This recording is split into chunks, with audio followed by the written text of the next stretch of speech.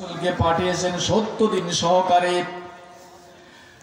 এই পৃথিবীর বুকে যত তন্ত্র মন্ত্র রয়েছে, যত আইন রয়েছে, যত বিধান রয়েছে, যত নেতা রয়েছে, যত নেত্রী রয়েছে, যত ক্ষমতা রয়েছে, যত রকম লাতমানাত উজ্জাহ বলের আইন রয়েছে, মানব রচিত আইন রয়েছে, সকল আইনকে উৎখাত করে আল্লাহ পাক রব্বুল আলামিন নবীকে 70 দিন সহকারে পাঠিয়েছেন, সকল দিনকে বিলুপ্ত করে দেয় মহান আল্লাহর দিন কায়েম করার জন্য। কথা ঠিক কিনা? নামাজ পড়লে, রোজা রাখলে, জিকির আজগার করলে কাফেরদের কোনো অসুবিধা নাই। দিন কায়েমের আন্দোলন করলে অসুবিধা আছে না নাই? এই কাজটা না করলে আমরা মনে করি তো ভালো কাজই। হ্যাঁ, দিন কায়েম নামাজ পড়ছে, রোজা করছে, নামাজ পড়ে তো জান্নাতে চলে যাবে, দান করলে এত নাকি, হজ করলে এত নাকি, যাকাত দিলে এত নাকি, ওজিফা জিকির করলে এত নাকি, তাহাজ্জুদ পড়লে এত নাকি। এগুলো সবই হাদিসের কথা, কথা ঠিক কিনা? কিন্তু আল্লাহ বলছে ওইগুলা দিন কায়েমের আন্দোলনের শরীক না থাকলে ওইগুলো আমার কাছে কবুল হবে না। এটা উদাহরণ দিই, মোবাইলের নাম্বার কয়টা? জোরে বলতে হবে, 11টা। আপনি 10টি নাম্বার তুলেছেন, একটা তোলেন নাই, কয়টা? 11 নাম্বার 10টা তুলে আপনি বাটনে কি টিপ দিলেন, কি বলবে? আপনি যদি বারবার দেন, ভুল করে কি একবার নাম্বার চলে যাবে? আপনি যেখানে কল দিচ্ছেন মোবাইল কি বলবে, কম্পিউটার কি বলবে, যাক বেচারা বারবার যখন 10টা নাম্বার তুলেই যখন এখন কল দিচ্ছে তো একবার কল ঢুকে দেওয়া হোক, বলবে? বলবে? বলবে না। যতবার আপনি ভাবে দেবেন আমি দিব, বারবার ওইভাবেই বলবে তোমার নাম্বার অশুদ্ধ, ভুল হয়েছে, কোশ্চিন কালেও সম্ভব হবে না। বন্ধুরা আমার, আমরা যদি নামাজ পড়ি, রোজা করি, দান করি, সদকা করি, জিকির আজগার করি, মুরাকাবা মুশাহাদা করি, ধ্যান করি, তাহাজ্জুদ পড়ি, এরকম অনেক কোরআন তেলাওয়াত করি, দিনের শিক্ষা দিয়ে থাকি, সব ঠিক আছে, সবই ভালো কাজ, ভালো কাজ, ভালো কাজ। কিন্তু দিন কায়েমের আন্দোলনে যদি আমরা শরীক না থাকি, বাতিল উৎখাত করে আল্লাহর মত দিন কায়েমের আন্দোলনে শরীক না থাকি, তাহলে আল্লাহ পাক রব্বুল আলামিন বলছে ওই কাজগুলো 10টি নাম্বার সবই ঠিক আছে, সবই ঠিক আছে, সবই ঠিক আছে, কিন্তু একটা তোলা হয় নাই। একটা না তুললে যেমন আপনার প্রিয় জায়গায় আপনার মনের মতো লোকের কাছে আপনার নাম্বার যেমন যাইবে না, কল যাইবে না, আল্লাহ পাক রব্বুল আলামিন বলছে দিন কায়েমটা হলো একটা 11টা নাম্বার। ওই একটা নাম্বার বাদ দিলে যেমন আসল জায়গায় কল যায় না, আর নামাজ রোজা হজ যাকাত ওজিফা জিকির করে যাবাই নে জান্নাত খুঁজবে, কিন্তু দিন কায়েমের আন্দোলনে শরীক থাকবো না, পক্ষে সাপোর্ট দিব না। আল্লাহ বলছে তোমার বন্দেগী, তোমার ইবাদত, তোমার নামাজ, তোমার রোজা, তোমার দান সদকা ওই 10টি নাম্বারের মধ্যেই পড়ে গেল, 11 নাম্বারে পৌঁছাইলে না, তোমার নামাজ কবুল হবে না। কথা ঠিক কিনা? দলিল নেবেন? হয়তো মনে করছেন আসলে হুজুর কি বানিয়েই বললো নাকি। সূরা মুহাম্মদের 33 নম্বর আয়াত আল্লাহ পাক রব্বুল আলামিন বলেছেন, ইয়া আইয়ুহাল্লাযীনা আমানু আতিউল্লাহ ওয়া আতিউর রাসূলা ওয়া লা তুবতিলু আমালাকুম। হে ঈমানদার গণেরা, কাদেরকে বলছে? ঈমানদারদেরকে বলছে, কারণ নামাজ পড়ে, রোজা করে। ইয়া আইয়ুহাল্লাযিনা আমানু, হে ঈমানদার গণেরা, আতিউল্লাহ, আল্লাহর আনুগত্য করো, ওয়া আতিউর রাসূলা, রাসূলের আনুগত্য করো, মুহাম্মদ সাল্লাল্লাহু আলাইহি সাল্লামের আনুগত্য করো, ইত্তেবা করো। ওয়ালা তুবদিলু আমালাকুম, আর তোমাদের জীবনের আমলগুলো তোমরা নষ্ট করো না। তার মানে হলো নামাজ পড়লো, রোজা করলো, দান করলো, সদকা করলো, হজ করলো, যাকাত দিল, ওজিফা করলো, জিকির করলো, তাহাজ্জুদ পড়লো, কিন্তু আল্লাহ নবীজির এবং আল্লাহ আনুগত্য করলো না। এই কাজগুলো যারা করবে আল্লাহ ওদেরকে ডাক বলে, হয় ইমানদারেরা, তোমাদের জীবনের আমলগুলো আমি আল্লাহর কাছে কোনো দাম থাকবে না। আমলের যদি কোনো দামই না থাকে, কোনো লাভ আছে? কোনো লাভ আছে? কিন্তু এই কথা বলতে গেলেই তো বিপদ আছে না নাই? লাল ঘর আছে না নাই? জেলখানা আছে না নাই? ফাঁসি আছে না নাই? জুলুম আছে না নাই? জঙ্গিবাদের কথা আসবে কিনা? রাজাকারের কথা আসবে কিনা? মৌলবাদের কথা আসবে কিনা? নবীজিকে ওরা বলেছিল, নবী খুব ভালো ছেলে গো, মহব্বত খুব ভালো মানুষ। যখনই তিনি দিন কায়েমের আন্দোলনের কথা বললেন, আমার নবীজি ভালো থাকেন নাই। বন্ধুরা আমার, সেজন্য আমাদেরকে আল্লাহ বললেন যে তোমরা আমার শত্রু এবং তোমাদের শত্রুকে বন্ধু হিসাবে গ্রহণ করো না। এই আয়াতটি নাজিলের ব্যাপারে আসছে বদর যুদ্ধে যখন কাফেরদের নেতাবর্গ সব মারা গিয়েছিল, মর্মাহত হয়ে গিয়েছিল, ওদের অন্তরে আর আনন্দ ফুটনি ছিল না, ওরা দুঃখে মর্মাহত হয়ে গেছে, মাটি ধরা হয়ে গেছে। আরে আমাদের নেতারা মারা গেল, এখন আমরা করবোটা কি? এখনো বাংলাদেশের অবস্থা তাই কিনা? ওরা এখন দেখছে আমাদের নেতাই তো পালিয়ে গেছে, আমরা যাব কোথায়, কোন দিকে যাব, কোন শক্তি আছে? বদরের যুদ্ধে যখন কাফেররা মারা গেল, আবু জেহেল মারা গেল, বড় বড় নেতা মারা গিয়েছে, কাফেররা মর্মাহত। এই জন্য আর ওই মক্কা শরীফে কোনো গান বাজনা, যাত্রা, থিয়েটার কিছুই হয় না। ওই মক্কার কিছু কিছু গায়ক গায়িকা ছিল যারা গান করে করে রুটি রুচি কামাই করতে, এরকম লোক আমাদের বাংলাদেশও আছে না নাই? একজন গায়িকা মহিলা মানুষ খুব গান গেতে পারে, সুন্দর চেহারা, চেহারা ভালো না হলে তো পুরুষকে তো ভোলানো যাবে না। এবার একজন গায়িকা, এখন মক্কার নেতারা মারা গেছে, আর গান বাজনা দেবে এখন লোকের মক্কায় আর নাই। কিন্তু আমাদের দেশে নেতারা যদিও নেই, তারপর অন্য নেতা আছে না নাই? গান দেয়া নেতা, গান যাত্রা থিয়েটার দেওয়ার নেতা এখনো আছে না নাই? ঘাড় চলে গেছে, গর্দান আছে, কথা ঠিক কিনা? হ্যাঁ, ঘাড় চলে গেছে, গর্দান আছে। তাহলে ঘাড় কাকে বলে আর গর্দান কাকে বলে? একই তো জিনিস। তাহলে গর্দানও বিদায় নিতে হবে, কথা ঠিক কিনা? তারপর হবে ইসলাম কায়েম। বন্ধুরা আমার, একজন মহিলা গায়িকা, আর মক্কার মানুষ গান গাইতে নেয় না। মনে বড় দুঃখ, এবার মনে মনে করলেন মক্কায় তখন সেখানে রাষ্ট্র কায়েম হয়েছে, মুসলমানরা রাষ্ট্র কায়েম করেছে, দেখি সেখানে গিয়ে গান গাওয়া যায় কিনা, সেখানে গান গেয়ে কিছু টাকা অন্বেষণ উপার্জন করা যায় কিনা। তিনি চলে গেলেন মক্কায়, মক্কা থেকে মদিনায় ঘুরে বেড়ায় মহিলা। নবীজি তার ভাষা শুনেই বুঝে ফেলেছে এই মহিলাটা অবশ্যই অবশ্যই মক্কার মহিলা হবে। কোথাকার? যে এলাকার যে মানুষ, তার ভাষা শুনলে বোঝা যায় না? হ্যাঁ, নবীজি বলছে, এই মহিলা এদিকে আসুন। মহিলা কি মহিলা? নর্তকী গায়িকা মহিলা। কথা কি বুঝতে পারছেন না? আমি সূরা মুমতাহিনার তাফসীর করতেছি, তার সামনে নজর করতেছি। আমি আজেবাজে বেশি কথা বলতে পারি না, ওদের অভ্যাস আমার নেই। নবীজি দেখলেন, চলে গেলেন, বলছে তুমি মক্কার মানুষ না?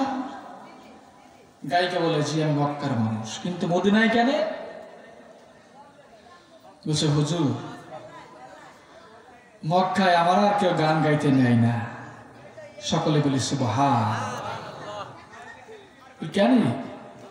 বলছে হুজুর বদরের যুদ্ধ হয়নি? ওই বদরের যুদ্ধে মক্কার সব বড় বড় নেতারা মারা গেছে। ওদের মনে এত দুঃখ ব্যথা, সব ডুকরে ডুকরে কান্নাকাটি করে, আর মনে কোনো আনন্দ ফুর্তি কিছুই নাই।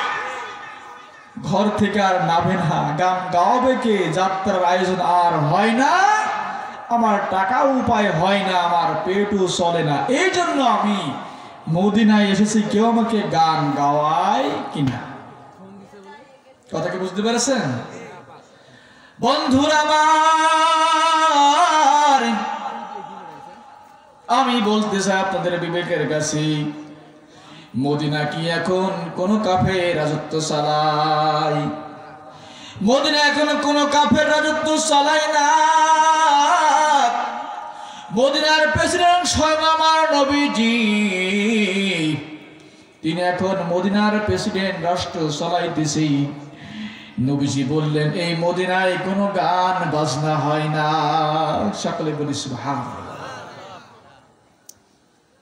এখন আমার মতো হুজুর, আরেকজন আলেম যদি ফতুয়া দিয়ে গান তুলতে চাই, আমি যদি রাত দিন 24 ঘন্টা বলি যে বাংলাদেশে গান বন্ধ করতে হবে, যাত্রা থিয়েটার নাচ গান বন্ধ করতে হবে, মানুষকে ইমানদার হতে হবে, আমার কথা কেউ শুনবেই?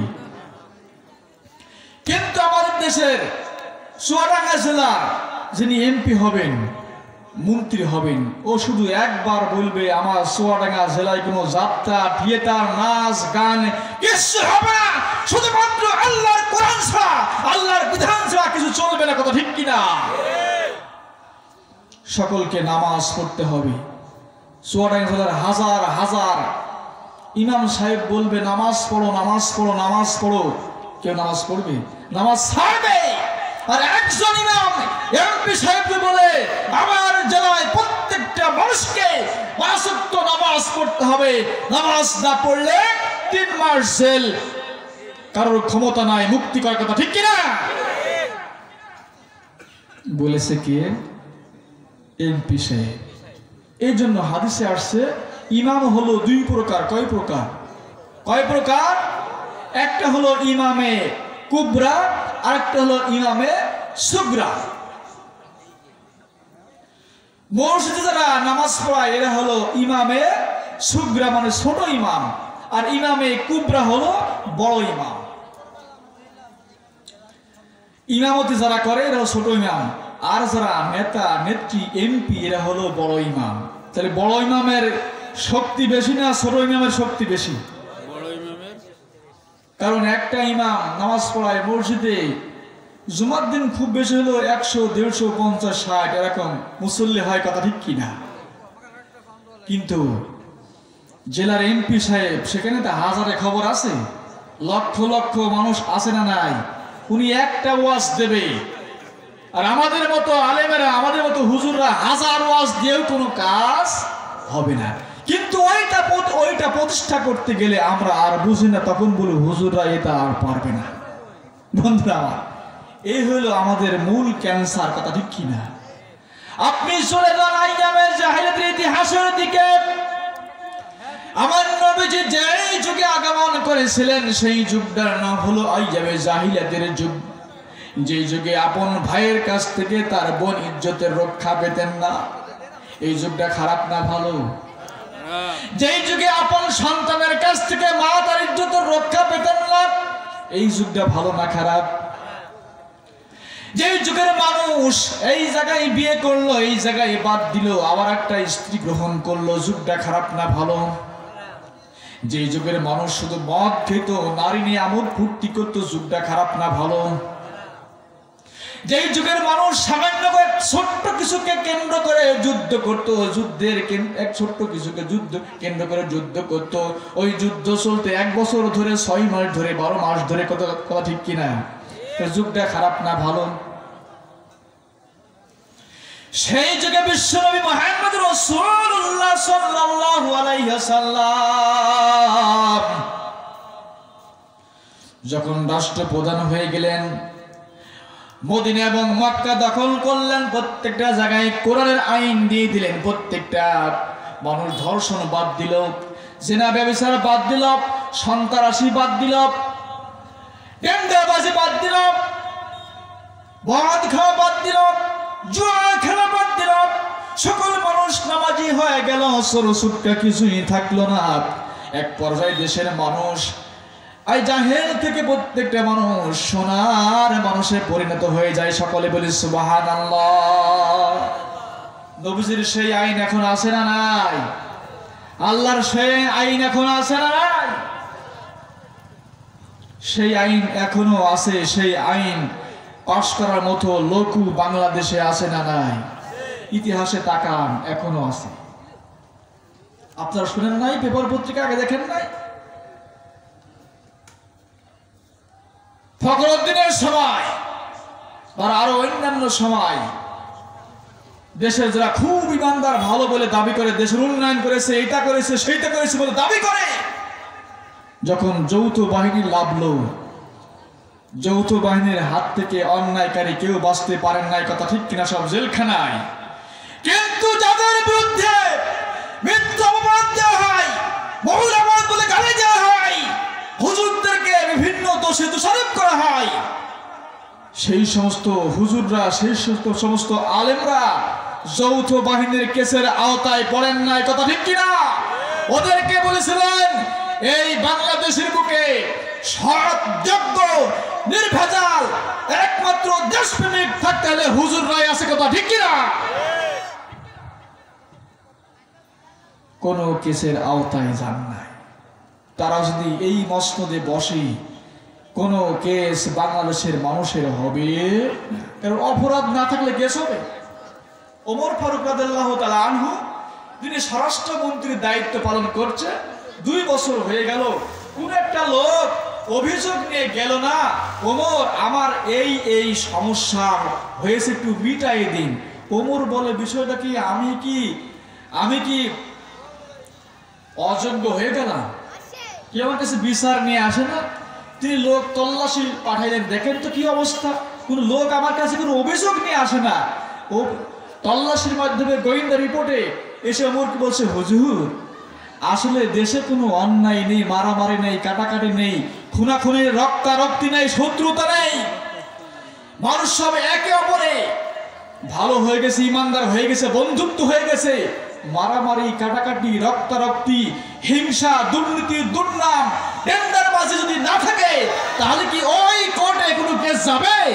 কোনো কেস হবে? নারায়ে তাকবীর, নারায়ে তাকবীর, আল্লাহু আকবার। বিশেষ মেহমানের আগমন, শুভেচ্ছার স্বাগতম। রাষ্ট্রবাসীর পক্ষ থেকে সম্মানিত তৌহিদি জনতা, তাহলে আমাদেরকে আল্লাহর দুশমন, নবীর দুশমন, মুসলমানদের যারা দুশমন, যারা আল্লাহর পূজায় বিশ্বাসী না হয়ে মূর্তি পূজা, লাত মারাত, উচ্চ হবল এবং ওই ভারতের পাথরা গোলাম, ওই সমস্ত হিন্দুস্তানদের আমরা আনুগত্য করব না। আমরা একমাত্র আনুগত্য করব আল্লাহ এবং তার রাসূলের কথা, ঠিক কিনা?